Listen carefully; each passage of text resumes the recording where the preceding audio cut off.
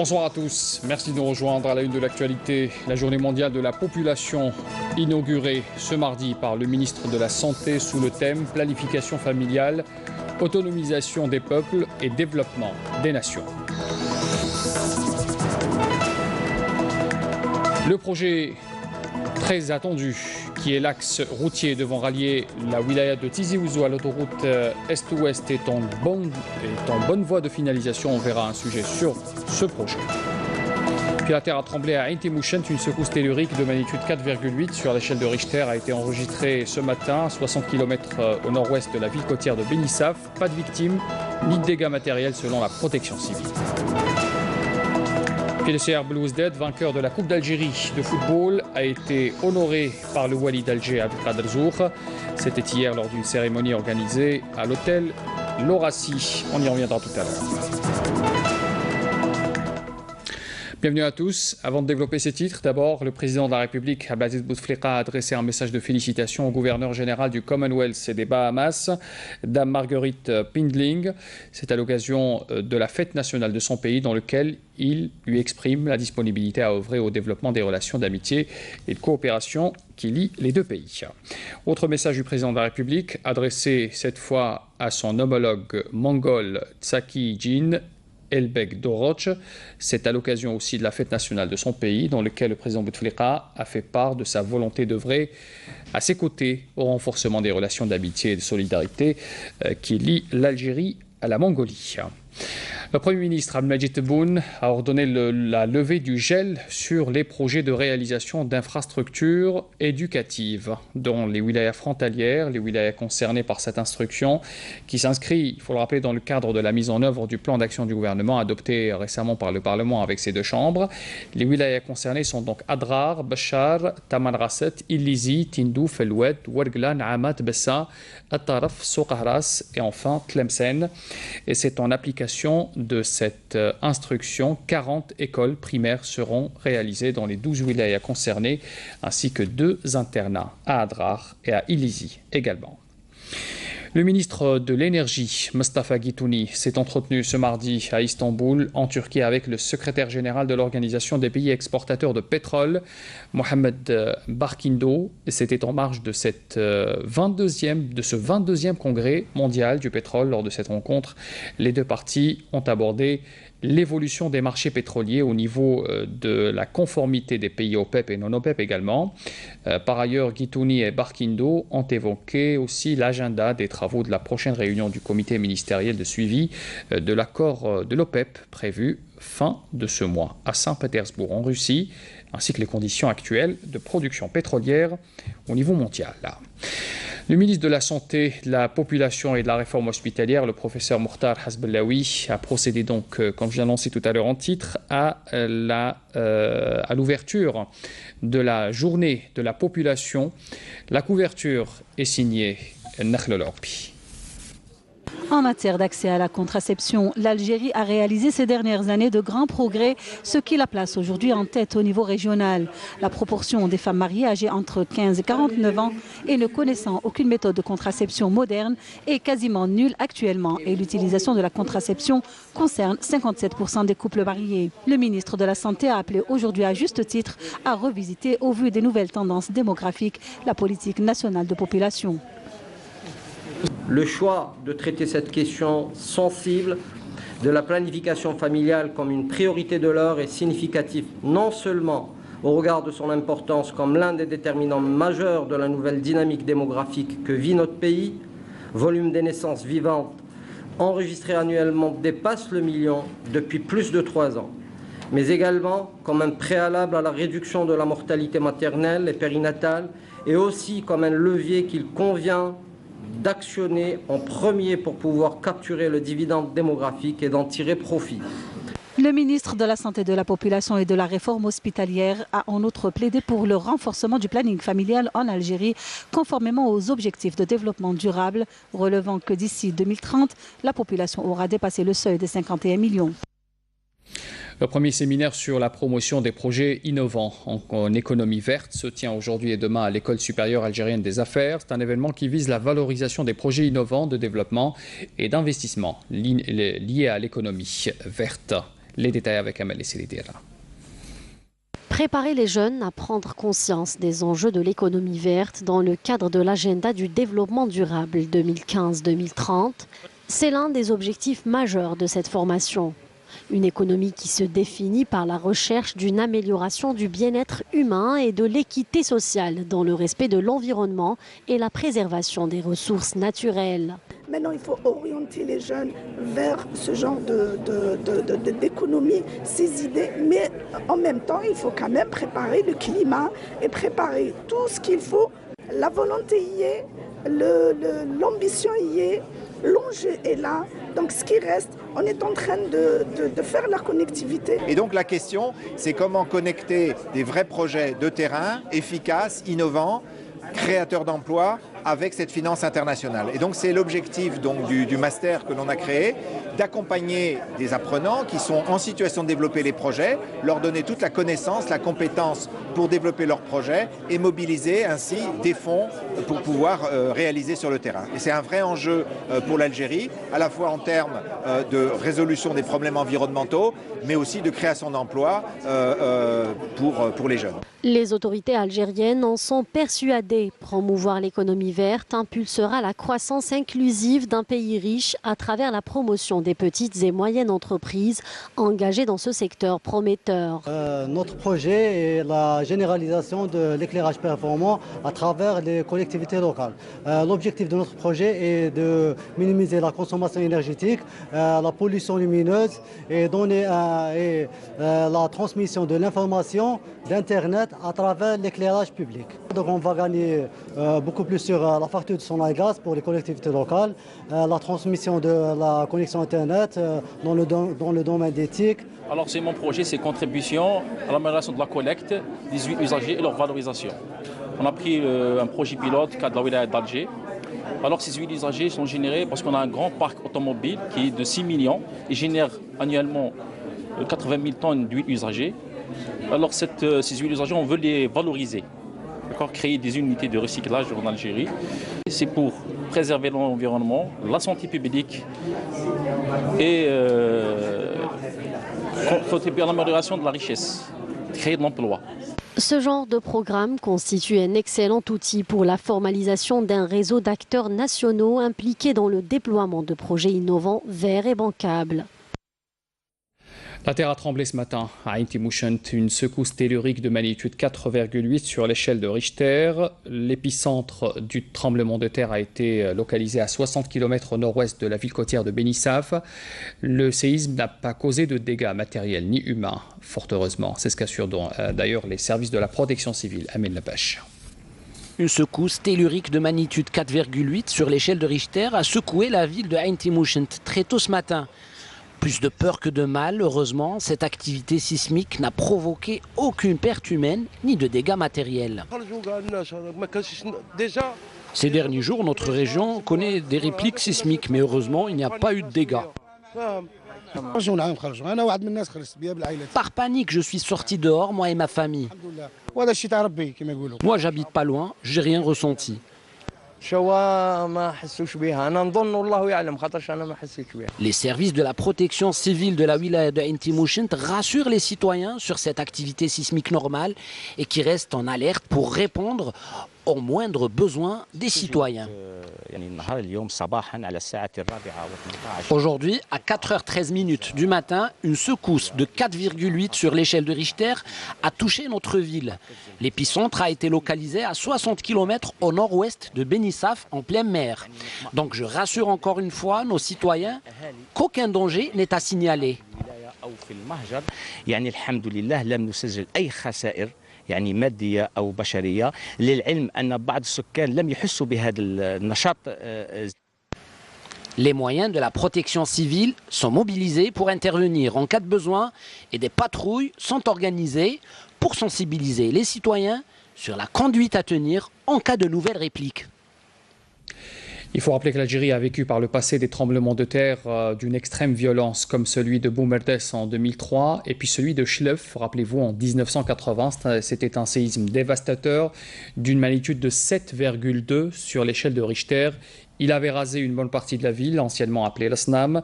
37 années sont passées depuis ce drame qui a fait, rappelez-vous aussi, 2600 morts et beaucoup de blessés. Les habitants de Chlef en gardent un douloureux souvenir. Voyez ce reportage signé Hasna Zouberi. 37 ans se sont écoulés depuis le séisme d'Al-Asnam en 1980. Depuis, la ville a bien changé. De nouvelles constructions ont été réalisées, donnant à la ville de Chlef un air moderne. Néanmoins, les chalets dans lesquels ont été relogés les sinistrés font toujours partie du décor. Pour ce faire, une opération a été lancée en 2009 par le ministère de l'Habitat afin de remplacer ces chalets par de nouvelles habitations.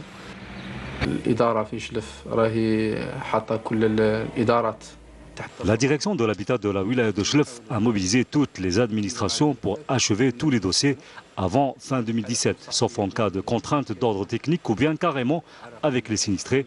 C'est vrai que l'opération a pris du temps, mais elle a bien avancé.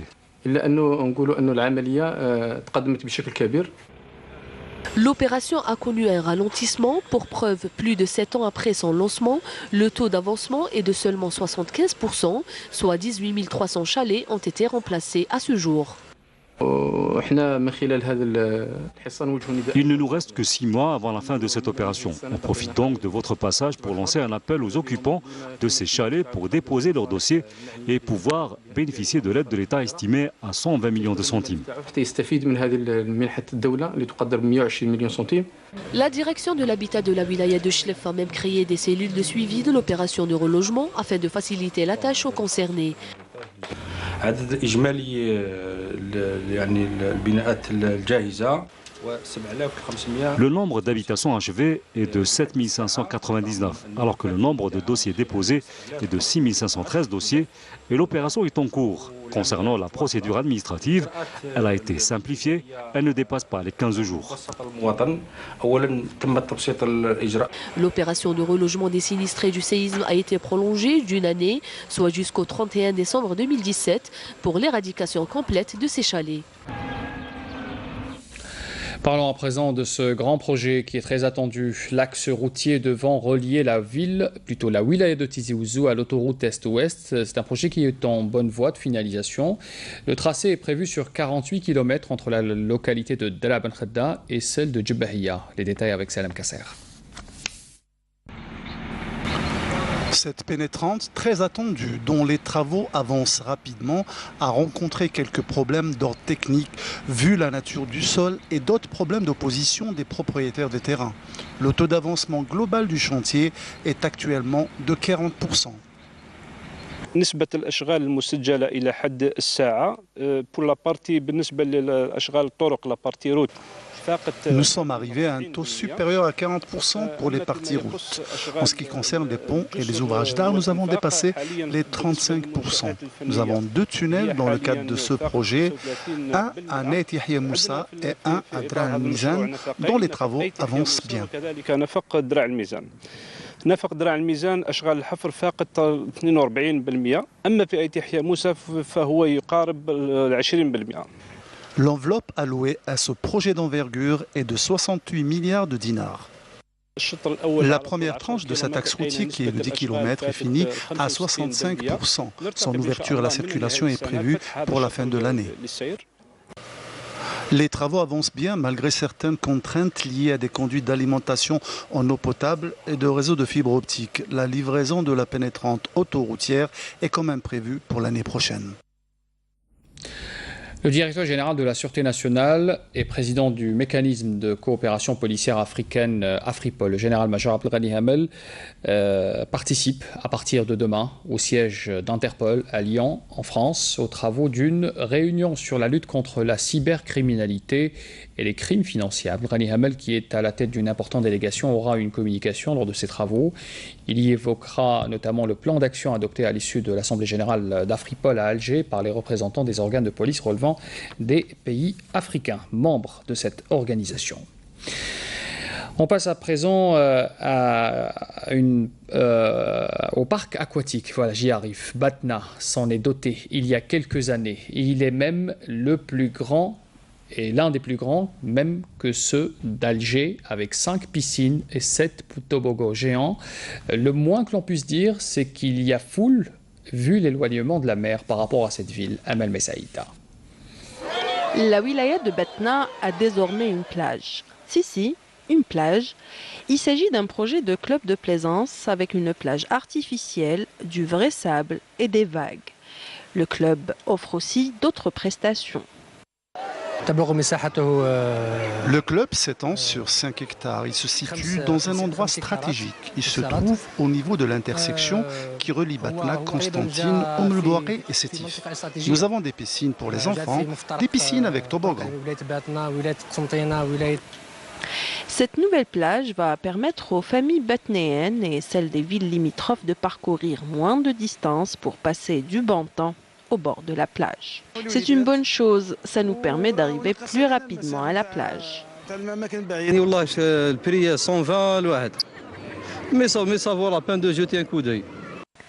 En plus d'être un club de plaisance, ce projet aura des retombées économiques pour la région.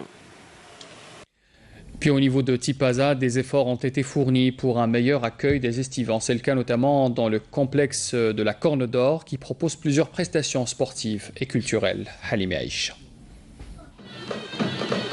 La saison estivale est déjà bien entamée. Ici, à l'ouest d'Alger, les autorités locales et les responsables du secteur touristique de la wilaya de Tipaza ont effectué une visite au niveau du complexe de la Corne d'Or. Vous pouvez voir le nouveau visage du complexe touristique de la Corne d'Or. C'est pour le bien-être de nos concitoyens.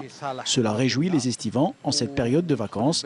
Reste maintenant aux vacanciers de préserver ce cadre qui a été fait pour eux. Des travaux ont été effectués au niveau du complexe de la Corne d'Or qui propose cette année un nouveau concept suscitant beaucoup d'intérêt. Le lancement des saisons touristiques. C'est une idée جديدة وحاجة مليحة نظن بلي حاجة مليحة. كان au niveau de la Corne d'Or. Donc il y a eu un petit lifting, ما عاودناش كامل الآخر, mais quand même on a refait quand même une quarantaine de bungalows. Donc il y a une demande. On a beaucoup de familles algériennes, on a une demande pour le mois d'août, pour le mois de juillet et le mois d'août, que ce soit des familles c'est-à-dire résidents en Algérie ou là في الخارج. Cette année, l'entreprise de gestion du tourisme a fait des efforts de mise à niveau au complexe de la Corne d'Or. De nombreux estivants sont attendus et pourront bénéficier des nouvelles prestations proposées, comme les activités sportives et culturelles. Et bien, comme je l'ai annoncé en titre tout à l'heure, le CR Belouizdad, vainqueur de la Coupe d'Algérie, a été honoré par le Wali d'Alger, Abdelkader Zour. C'était lors d'une cérémonie organisée hier soir à l'hôtel Orassi. Les joueurs, staff technique, médical et administratif du CRB ont été honorés en présence du ministre de la Jeunesse et des Sports, Lahadi Oueldali, du président également de la Fédération algérienne de football, Khair Zachi, du président de la Ligue de football professionnel, Mahfoud Karbadj, et des membres de la grande famille du Shabab, toutes générations confondues.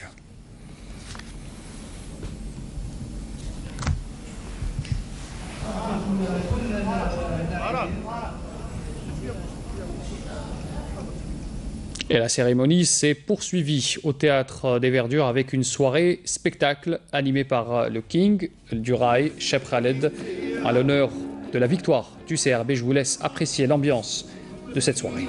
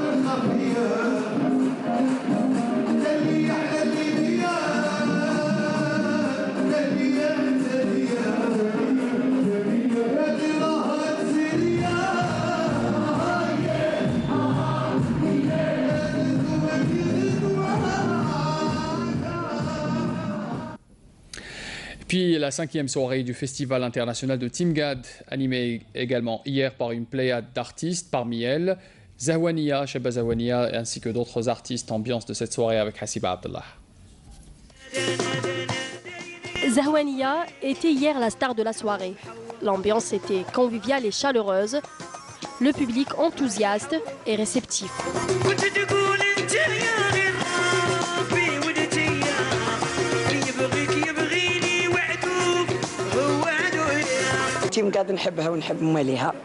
J'aime le festival de Timgad et j'aime son public. C'est un honneur pour moi d'y participer chaque année. Le public est magnifique.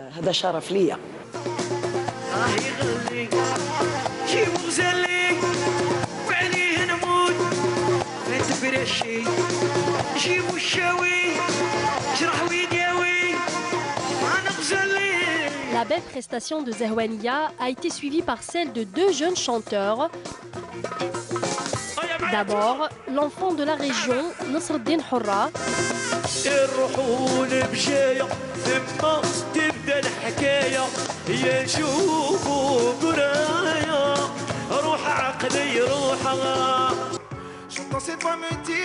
Ensuite, l'artiste franco-marocain, Nassi, qui a régalé les jeunes fans de pop dance. Cette fille, c'est vraiment quelque chose. Elle a fait chavirer mon âme. J'ai beau lui chercher. C'était l'une des plus belles soirées de la 39e édition du Festival international de Timgad.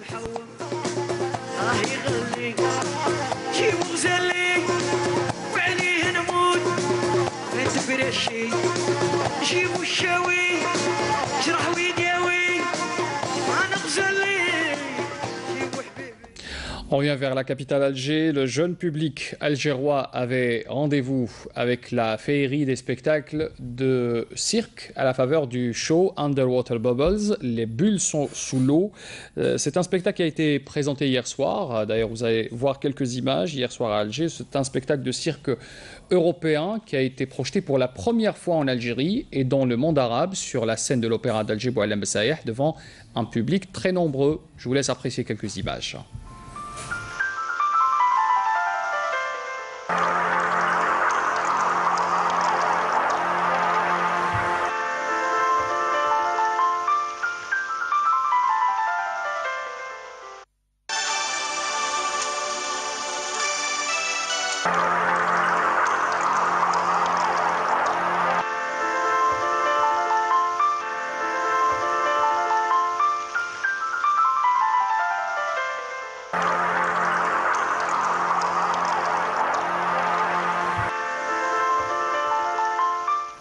Et c'est un spectacle qui est encore à l'affiche de l'Opéra d'Alger chaque soir jusqu'au 17 de ce mois.